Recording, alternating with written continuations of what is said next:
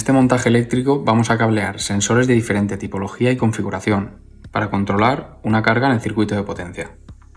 Vemos que en el mando tenemos dos tensiones de trabajo, una a 24 voltios en continua y otra a 230 en alterna.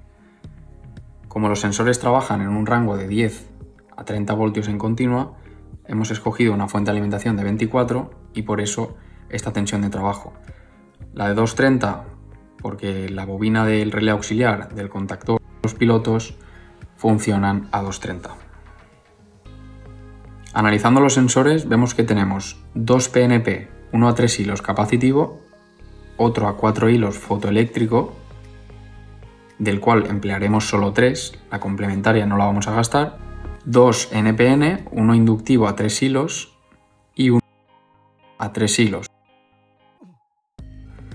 Y por último tenemos en paralelo un final de carrera con un sensor a 5 hilos fotoeléctrico. En este caso, dentro del sensor tenemos la alimentación a 24 y un contacto conmutado libre de potencial, al que podemos conectar tensiones incluso de alterna hasta los 250 voltios.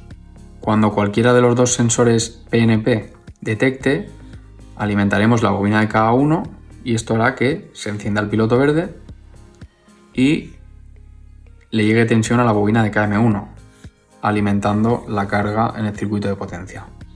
Si lo hace cualquier sensor NPN, alimentaremos la bobina de KA2, esto cerrará su contacto auxiliar y alimentará la de KA3, se encenderá el piloto amarillo y alimentaremos KM1 cerrando el circuito de potencia.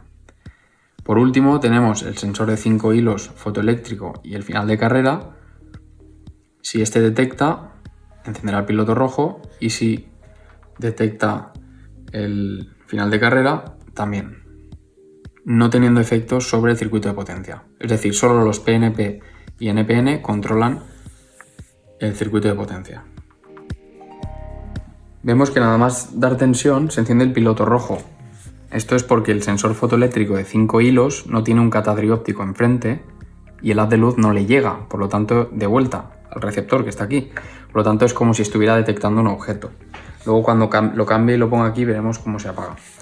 Empezamos por los PNP. El capacitivo, cuando detecta, alimenta la bobina de KA1 y entra KM1. El otro PNP es el fotoeléctrico este de aquí. Lo mismo. Y señalizamos los dos con el piloto verde. Si detectan los dos NPN, los tenemos aquí, el inductivo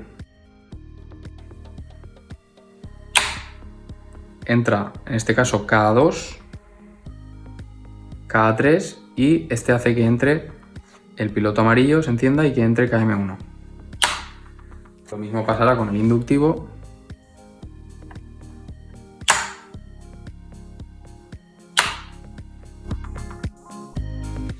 Y por último, tanto el final de carrera como el fotoeléctrico de 5 hilos hacen que se encienda el piloto rojo sin controlar el circuito de potencia. Si en cualquier momento se pulsa la seta, cortamos tensión.